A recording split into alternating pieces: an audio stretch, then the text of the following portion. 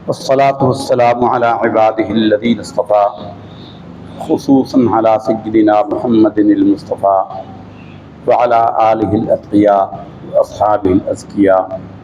أما بعد فقد قال الله سبحانه وتعالى في القرآن المجيد والفرقان الحميد: أعوذ بالله من الشيطان الرجيم، بسم الله الرحمن الرحيم، والله يختص برحمته من يشاء والله ذو الفضل العظيم. صدق الله مولانا العلي العظيم وبلغنا رسوله النبي الكريم. وقال الله جل وعلا في مقام آخر في شان حبيبه مخبرا وآمرا صلى الله عليه وسلم: أعوذ بالله من الشيطان الرجيم، إن الله وملائكته يصلون على النبي يا أيها الذين آمنوا صلوا عليه وسلموا تسليما. اللهم صل على سيدنا ومولانا محمد معدن الجود والكرم وآله وبارك وسلم، وصل على جميع إخوانه من النبيين والصالحين. محترم علماء کرام اور معزز سامعین اور حاضرین، تقاریر تو ہو گئی، علامہ صاحب نے بھی بیان فرما دیا اور مفتی صاحب نے بھی بیان کر دیا ہے، ہمارا بیان ہوتا ہی نہیں ہے، تو مختصر سی گفتگو تربیت کے حوالے سے کرتے ہیں۔ کلمہ طیبہ کے حوالے سے، عقائد اسلامیہ کے حوالے سے ہم نے یہ بیان کیا تھا کہ اسلام کی بنیادیں 5 ہیں۔ بنی الاسلام علی 5: شہادت ان لا الہ الا اللہ۔ اسلام کی بنیادیں 5 ہیں۔ پہلی ہے کلمہ طیبہ پڑھنا، دوسری ہے نماز کا قائم کرنا، تیسری ہے زکوٰۃ ادا کرنا، چوتھا ہے رمضان کے روزے رکھنا، 5واں ہے حج بیت اللہ کرنا۔ یہ 5 اسلام کی بنیادیں ہیں۔ اور عقائد یا ایمان کی 3 بنیادیں ہیں: توحید، رسالت اور آخرت۔ توحید، رسالت اور آخرت یہ ایمانیات کی بنیادیں ہیں، ایمان انہی پر ہے۔ اور ہم نے اس میں کلمہ طیبہ کے حوالے سے بیان کیا تھا اور حدیث شریف پیش کی تھی کہ حضور نبی کریم صلی اللہ علیہ وسلم نے فرمایا ہے کہ من قال لا الہ الا اللہ فہو دخل الجنہ، جس نے لا الہ الا اللہ کہا وہ جنت میں داخل ہو گیا۔ تو ہم نے یہ وضاحت کر دی تھی کہ جب لا الہ الا اللہ کہا جاتا ہے تو اس میں محمد الرسول اللہ پہلے شامل ہوتا ہے۔ محمد الرسول اللہ کے بغیر کوئی شخص ساری زندگی لا الہ الا اللہ کہتے کہتے گزر جائے، مر جائے، تو وہ جنت میں داخل نہیں ہو سکتا جب تک کہ محمد الرسول اللہ کا اقرار نہ کرے۔ اور لا الہ الا اللہ بتایا کس نے ہے؟ محمد الرسول اللہ نے بتایا ہے۔ ایمان نبی کی تقلید میں ایمان ہوتا ہے، ایمانیات میں ویسے تقلید نہیں ہوتی۔ جیسے مسائل میں ہم امام اعظم ابو حنیفہ کے مقلد ہیں، ان کی تقلید کرتے ہیں، عقائد اور ایمانیات میں تقلید کسی کی نہیں ہوتی سوائے رسول اللہ کے۔ ہم اللہ کو ایک مانتے ہیں، اس لیے نہیں مانتے کہ امام اعظم ابو حنیفہ نے کہا ہے کہ اللہ ایک ہے، امام شافعی نے کہا ہے کہ اللہ ایک ہے، یہ مانو نہیں۔ ہم ایمان اللہ کو ایک مانتے ہیں کہ رسول اللہ نے فرمایا ہے کہ وہ اللہ ایک ہے۔ ایمان تقلید ہے رسول اللہ صلی اللہ علیہ وسلم کی بات کو ماننے کا۔ تو ایمان میں رسول اللہ صلی اللہ علیہ وسلم کو ماننا پہلے ہے اور لا الہ الا اللہ بعد میں ہے۔ یہ فرق سمجھنا نہایت ضروری اور اہم ہے۔ لا الہ الا اللہ کلمہ طیبہ کا عنوان ہے، اس سے کم میں اس کا عنوان ہو نہیں سکتا تھا۔ ہم نے اس پر وضاحت کر دی تھی کہ لا الہ الا اللہ، لا الہ کوئی کہتا رہے تو یہ کلمہ کفر ہے، اللہ کہے تو محمل ہے، اللہ کہے لا الہ الا اللہ تو پورا ایک جملہ بنتا ہے۔ تو یہ بطور جملہ کے بیان ہوا ہے کہ لا الہ الا اللہ جو پڑھے، مراد یہ ہے کہ لا الہ الا اللہ محمد الرسول اللہ اکٹھا کر کے پڑھے، تب جا کر وہ مسلمان ہوگا۔ ایمانیات میں ترتیب میں محمد الرسول اللہ پہلے ہے اور لا الہ الا اللہ بعد میں ہے، لیکن پروٹوکول میں اور درجہ بندی کے اعتبار میں لا الہ الا اللہ پہلے ہے اور محمد الرسول اللہ بعد میں ہے۔ اور اس کی ایک اور بات بھی ہے، اس میں اللہ نے اپنے محبوب سے محبت کا اظہار بھی کیا ہے۔ جب کچھ نہیں تھا، سب کا اس پر اتفاق ہے، جب کچھ نہیں تھا اللہ نے سب سے پہلے جب سلسلہ مخلوقات کا آغاز فرمایا تو سب سے پہلے اپنے نبی کے نور کو بنایا۔ اول ما خلق اللہ نوری یا جابر اول ما خلق اللہ نور نبیک، اے جابر سب سے پہلے اللہ نے تیرے نبی کے نور کو بنایا ہے۔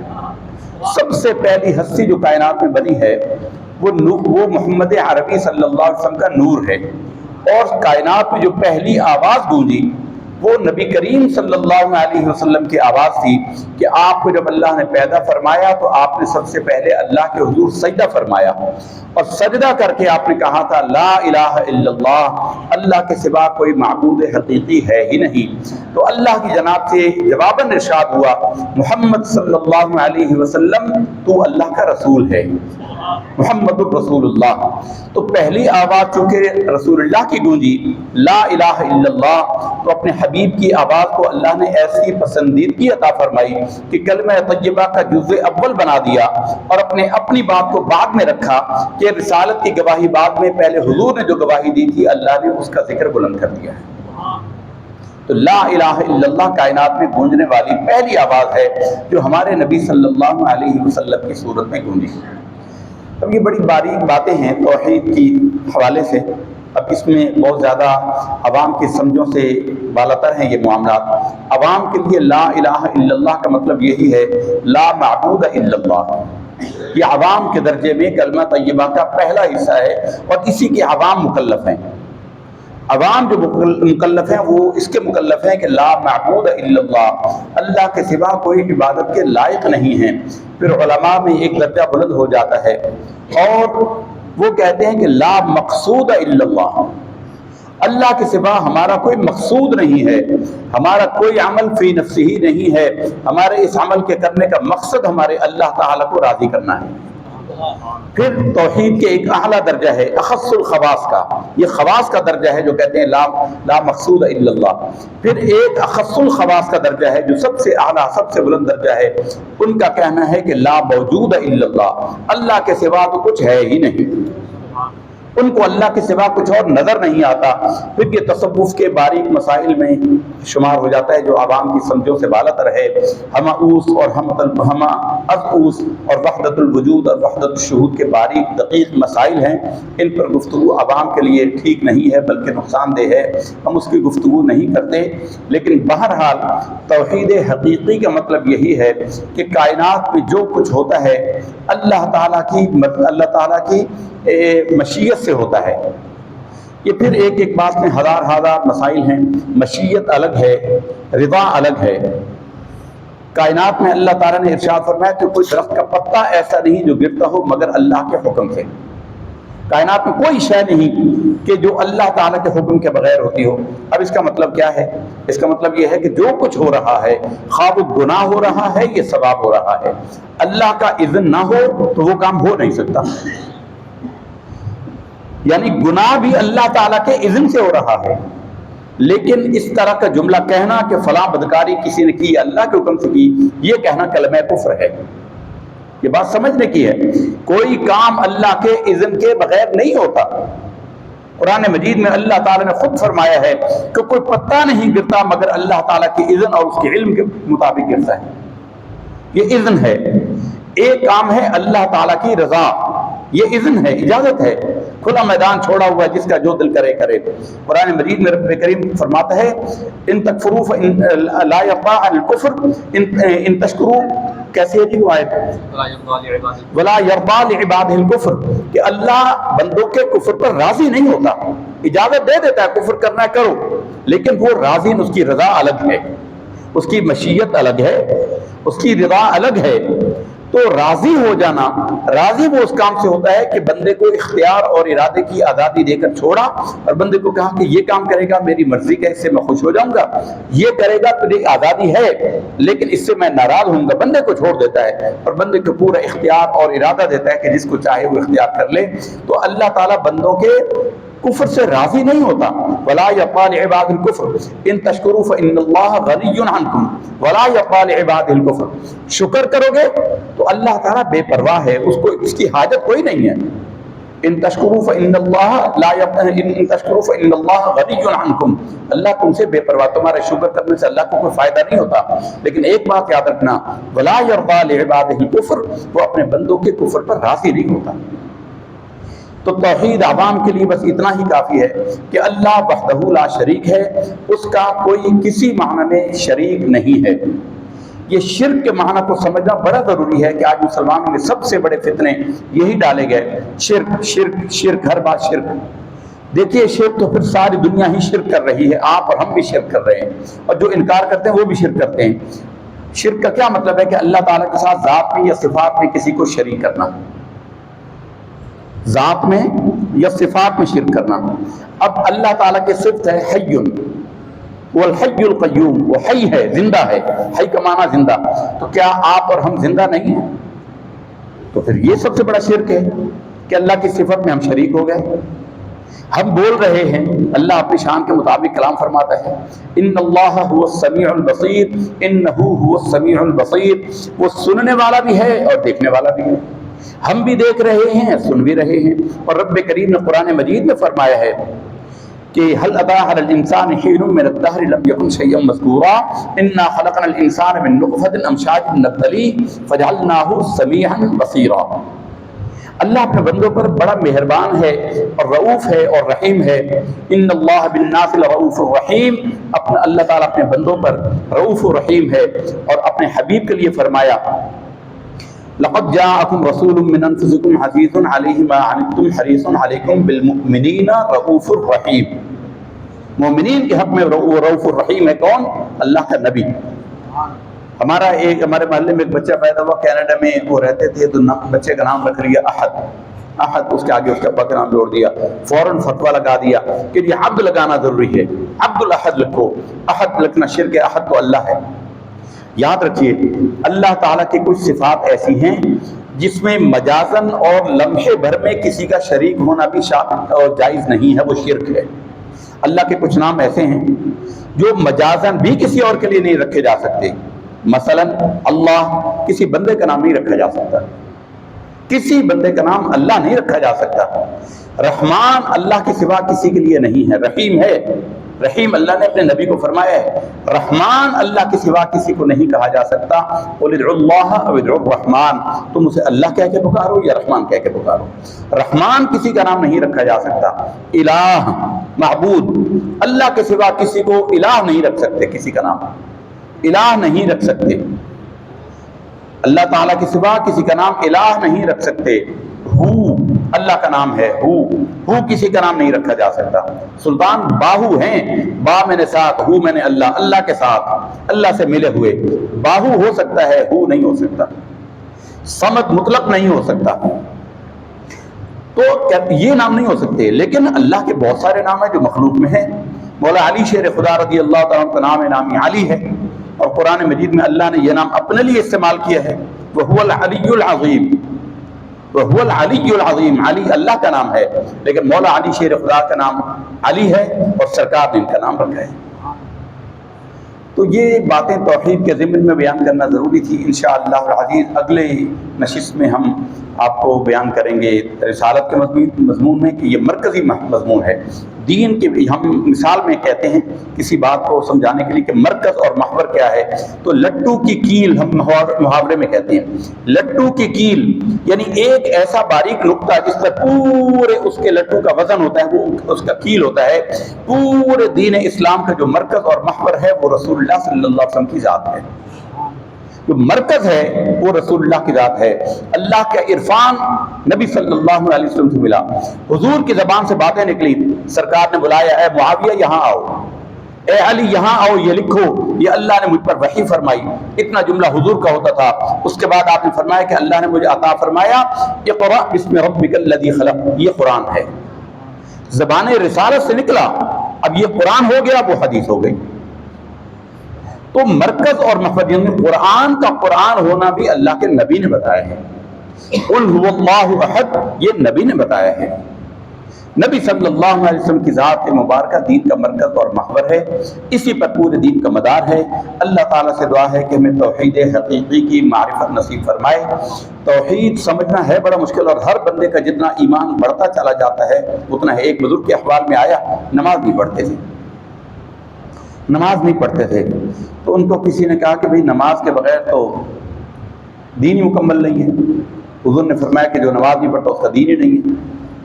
تو انہوں نے کہا بھائی میں معذور ہوں، میں نہیں پڑھ سکتا، میں ہلاک ہو جاؤں گا۔ انہوں نے کہا کہ بھائی نماز کے بغیر تو دین ہی نہیں ہے نا، تو کیسے اس کے بغیر، اور نماز میں کیسے ہلاکت ہے؟ لوگ انہوں نے مجبور کر کے کھڑا کر دیا مصلی پہ، اور جب انہوں نے پڑھا ایاک نعبد و ایاک نستعین، تو ان کے جسم کے ہر بال کی جڑ سے خون رسک گیا اور گرے اور ہلاک ہو گئے، گرے اور ہلاک ہو گئے۔ تو ان کے شیخ نے کہا میں تمہیں منع کرتا تھا نا، اسے کچھ نہ کہو، وہ صاحب حال ہے، یہ اس لیے مرا ہے، اس لیے ہلاک ہوا ہے کہ اس نے کہا ایاک نعبد، اے اللہ ہم عبادت صرف تیری کرتے ہیں، و ایاک نستعین، صرف تجھ ہی سے مدد مانگتے ہیں۔ تو وہ کہتا ہے کہ زندگی میں تو میں سامان لینے کے لیے دکاندار کی مدد لیتا ہوں، وزن اٹھوانے کے لیے کسی بندے کی مدد لیتا ہوں، تو یہ میری حالت، میرا قول اور میرا فعل تو خلاف ہے، تو اللہ نے مجھے اس پر پکڑ لیا تو میرا کیا بنے گا؟ اس وجہ سے وہ ہلاک ہوئی۔ یہ لوگوں کو بڑا شوق ہوتا ہے نا توحید توحید اور شرک شرک کا۔ جو بندہ جیسا کلیم کرتا ہے، جیسا دعویٰ کرتا ہے، کل قیامت کے دن اس کے دعوے کے مطابق اس سے سوال ہوگا۔ ایک صاحب کو بڑا توحید کا شوق چڑھا ہوا تھا، بڑا شوق تھا، توحید توحید توحید توحید کرتے تھے، فوت ہو گئے، رب کی بارگاہ میں پہنچے، اللہ نے پوچھا کیا لایا ہے اعمال میں ہمارے لیے؟ نے کہا اے اللہ میں تیرے لیے اور تو میرے پاس کوئی عمل خاص ہے نہیں، لیکن ایک بات ہے اللہ، میں نے تیری خدمت میں توحید خالص پیش کی ہے، میں ساری زندگی خالص میں نے تیری توحید پڑھی ہے، تیرے سوا کسی اور کی میں کسی طرح نہ مشکل کشا مانا، نہ میں نے یہ مانا، نہ میں نے وہ مانا، نہ وہ مانا، اے اللہ توحید میری خالص ہے۔ اللہ نے فرمایا کہ دعویٰ بہت بڑا کر رہا ہے، جو بندہ جیسا دعویٰ کرے گا اس کا حساب ویسے ہوگا، تو یہ کہہ رہا ہے سوچ لے کیا کہہ رہا ہے۔ انہوں نے کہا ہاں اے اللہ، اور میں اپنے کسی عمل کی صفائی نہیں دیتا، توحید کی میری گواہی ہے۔ اللہ نے فرمایا کہ اچھا یہ بتا کہ فلاں رات تو نے خربوزہ کھایا تھا، اس کے اوپر دودھ پی لیا اور تجھے حیضہ ہو گیا۔ لوگوں نے پوچھا کہ حیضہ کیسے ہوا؟ تو نے کہا کہ خربوزہ کھا کر اوپر میں نے دودھ پی لیا تو اس سے حیضہ ہو گیا۔ تو بتا کہ نافع اور ضار، نفع اور نقصان پہنچانے والا خربوزہ تھا یا ہم تھے؟ تو نے تو خربوزے کو ہمارا شریک بنا دیا، تو چل جہنم میں۔ پھر گرا سجدے میں، اے اللہ مجھے معاف کر دے۔ تو جو توحید جس دعوے پر، جس کیلیبر پر کرتا ہے، اللہ اس سے وہی مطالبہ کرے گا۔ ہم یہ بات کہتے ہی نہیں، ہم کہتے ہیں یہ عادی امور ہیں، اس میں دوسروں سے مدد لی جا سکتی ہے۔ پورے قرآن میں، قرآن کا سب سے بڑا جو تفسیر کا کلیہ ہے وہ یہ ہے کہ القرآن یفسر بعضہ بعضا، قرآن سب سے اعلیٰ تفسیر کرتا ہے، ایک حصہ دوسرے حصے کی تفسیر کرتا ہے۔ قرآن مجید کو پورا پڑھا جائے گا، ایاک نعبد و ایاک نستعین ہی کو نہ لیا جائے، بلکہ اللہ کی مدد کو تو اللہ نے شرط سے مشروط کیا ہے، ان تنصر اللہ ینصرکم، اگر تم اللہ کی مدد کرو گے تو اللہ تمہاری مدد کرے گا۔ یہ ان حرف شرطیہ ہے، اللہ تو کہہ رہا ہے اگر تم اللہ کی مدد کرو گے تو اللہ تمہاری مدد کرے گا، تو ہم اللہ کی مدد جب نہیں کریں گے تو اللہ ہماری مدد کیوں کرے گا؟